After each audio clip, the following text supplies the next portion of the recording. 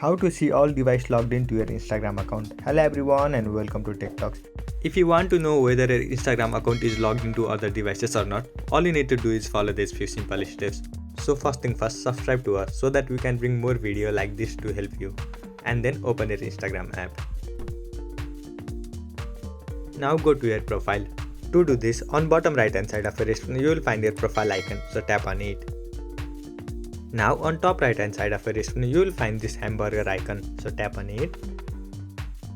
And then you will see this page, settings and activity. So on top of your screen you will find this option, account center, so tap on it. Now what you need to do is scroll down a bit. And here on account setting you will find this option, password and security, so tap on it. Now you will find all these options. So here on middle of your screen you will find this option where you are logged in, so tap on it. Now here you will find all the account associated with your email address. So select the account that you want to check. Here let me select this one.